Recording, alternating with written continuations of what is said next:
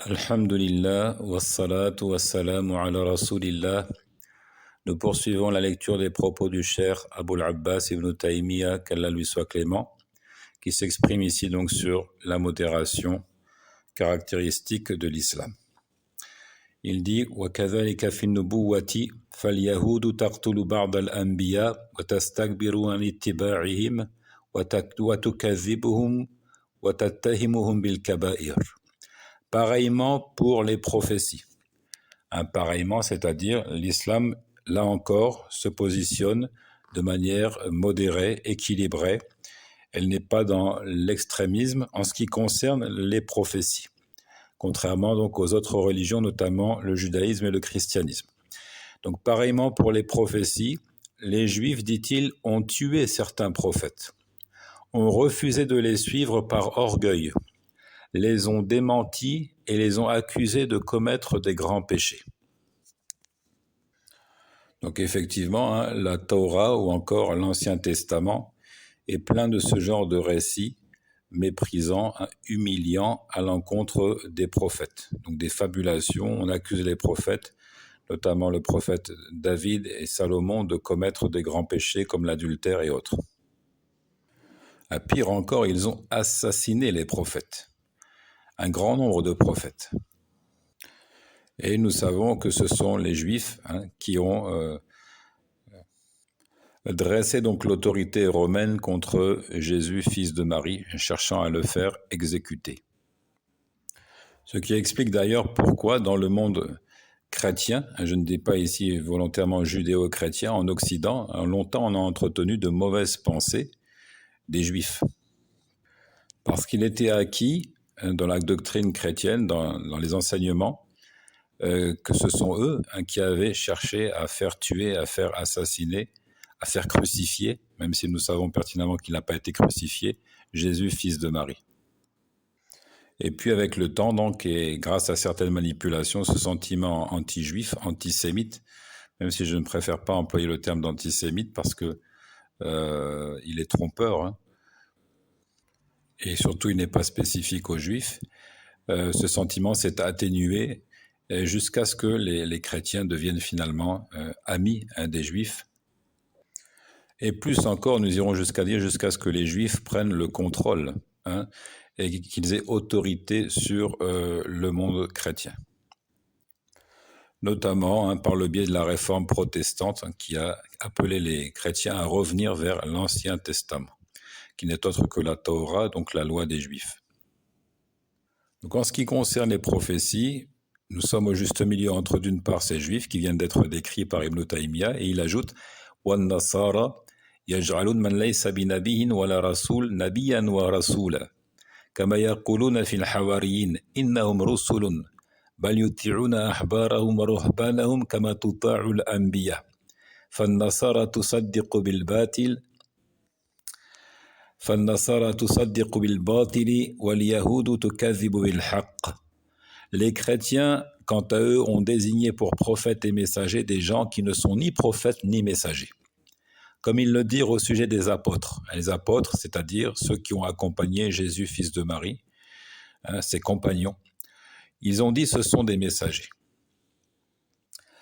Plus encore, ils obéissent à leurs érudits et leurs dévots comme on doit obéir aux prophètes, comme on obéit aux prophètes. Ainsi, les chrétiens ajoutent foi aux faux, tandis que les juifs démentent la vérité. Donc là encore, une attitude antagoniste de la part des deux groupes.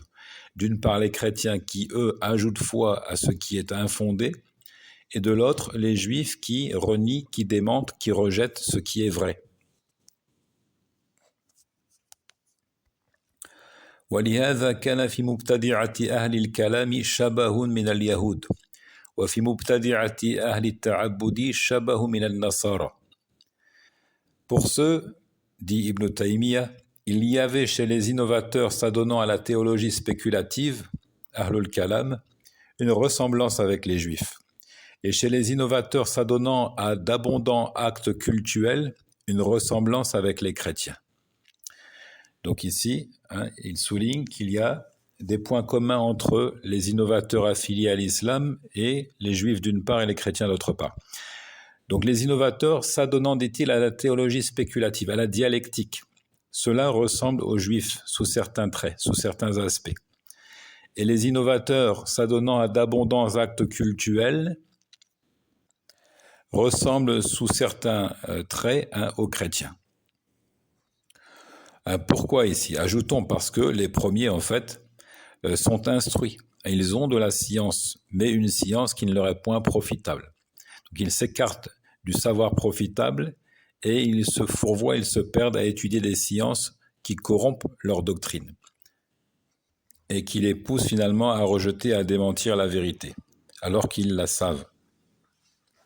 Et d'autre part, les innovateurs s'adonnant à d'abondants actes cultuels, c'est-à-dire ne prenant pas la peine d'étudier et se contentant de produire des actes d'adoration avec ignorance, ce qui inévitablement ouvrira la porte aux hérésies, aux innovations.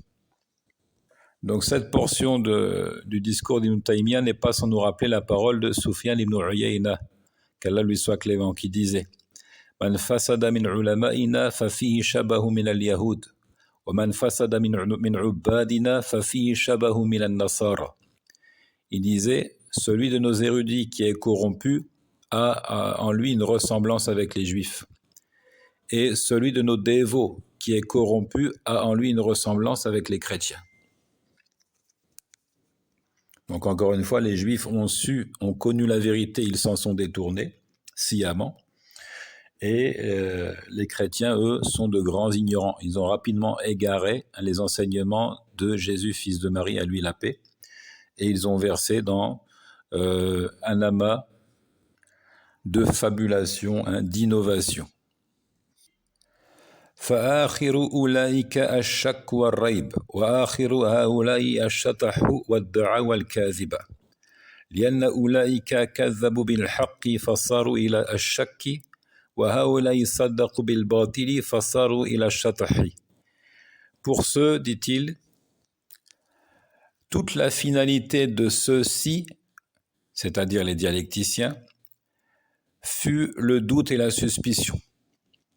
Et en fin de compte, ceux-là, c'est-à-dire les gens qui s'adonnent à l'adoration avec ignorance, les innovateurs, et plus spécifiquement ici les soufis, les mystiques soufis, ceux-là sombrent dans l'illusion et les prétentions mensongères.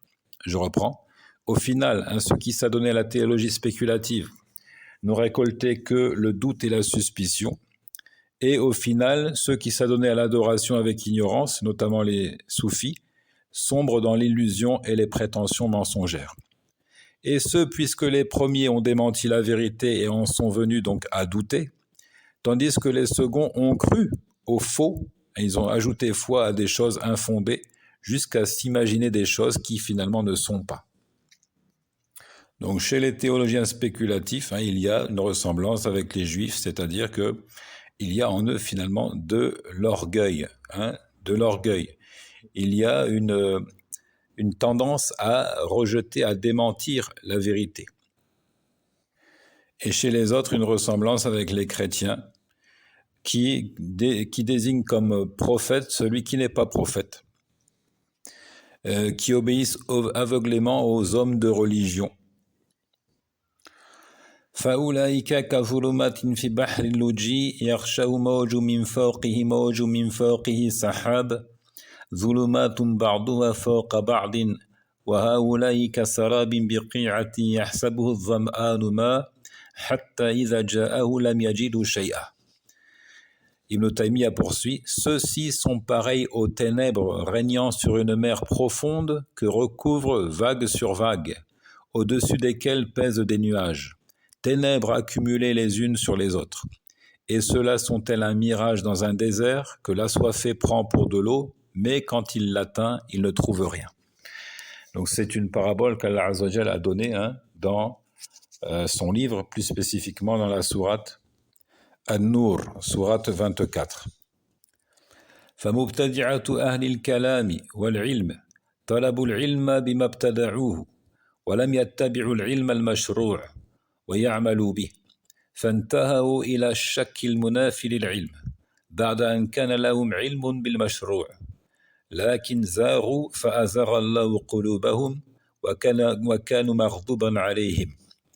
Les innovateurs parmi les érudits et les dialecticiens ont recherché le savoir, certes, mais au moyen de ce qu'ils ont innové, sans jamais suivre la science légitime et aussi sans l'appliquer. Donc vraiment, on insiste là-dessus, ce sont des gens caractérisés par une certaine proportion de savoir, mais un savoir qui est illégitime, qui n'est pas le bon. Ils finirent donc par verser dans le doute, en inadéquation avec le savoir, après qu'ils eurent eu connaissance de ce qui est légiféré. Donc c'est vraiment l'attitude ici des gens opiniâtres, des orgueilleux, qui perçoivent la vérité et qui la refusent, qui décident d'adopter autre chose. Il ajoute, cependant ils dévièrent, et Allah fit alors dévier leur cœur. Donc Allah Azza wa Jal fait dévier leur cœur en conséquence de leur déviance à eux. Donc il les conduit toujours plus loin dans l'égarement, et de manière graduelle parce qu'ils l'ont mérité. Donc de la même façon qu'il y a un surplus de guidance après la guidance, comme il le dit, وَالَّذِينَ اهْتَدَوْا زَادَهُمْ هُدًى وَآتَاهُمْ تَقْوَاهُمْ. Quant à ceux qui se sont guidés, il augmenta leur part de guidance et leur accorda leur piété. Et c'est la même chose pour ce qui est à l'inverse de la guidance, l'égarement. Il y a un surplus d'égarement après l'égarement. Ils dévièrent et Allah fit dévier leur cœur. Et ils furent de ceux qui ont encouru la colère d'Allah. Vous voyez comment il met en lien ces gens-là, ces érudits, certes, mais versés dans la dialectique. Il les met en rapport avec le verset de la Fatiha, Ghayril maghdubi alayhim, non pas la voix de ceux qui ont encouru la colère, et nous savons que le prophète sallallahu alayhi wa sallam a interprété ceux qui ont encouru la colère comme étant les juifs. ومبتدعة العباد طلب القرب من الله بما ابتدعوه في العبادة فلم يحصل لهم إلا البعد منه فإنه ما ازداد مبتدع اجتهادا إلا ازداد من الله تعالى بعدا.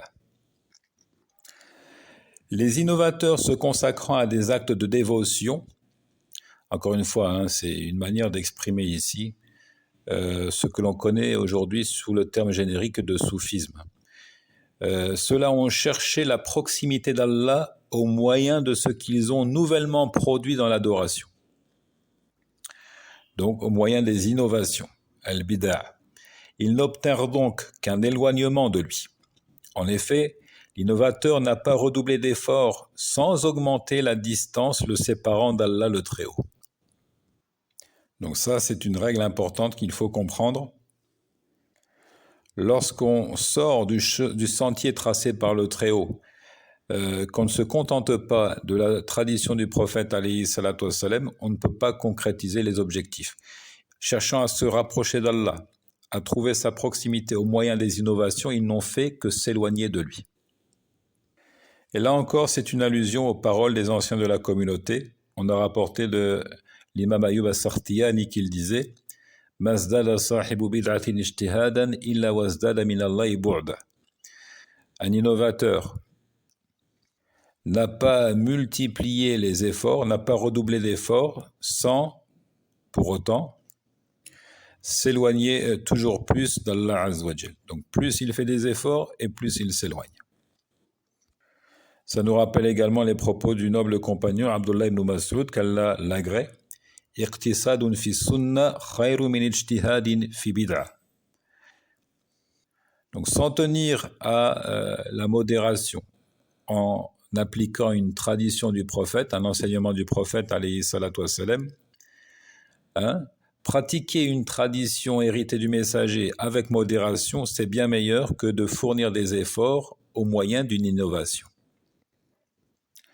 فإنه ما ازداد مبتدع اجتهادا إلا وازداد من الله تعالى بعدا والبعد عن رحمته هو اللعنة وهو غاية النصارى. Donc il dit, l'innovateur n'a pas redoublé d'efforts sans augmenter la distance le séparant d'Allah le Très-Haut. L'éloignement de sa miséricorde n'est autre que la malédiction, et c'est tout ce que les chrétiens récoltent, c'est tout ce qu'ils méritent. Ces gens-là sont maudits. Voici pour notre lecture du jour. Donc, pareillement pour les prophéties, les musulmans sont au juste milieu entre les juifs d'une part et les chrétiens d'autre part. Ajoutons à cela qu'il y a parmi les gens affiliés à l'islam des sectateurs, des hérésiarques, des innovateurs qui ont en eux une ressemblance avec les juifs ou les chrétiens. Et qu'Allah nous en préserve. Wallahu ta'ala a'lam.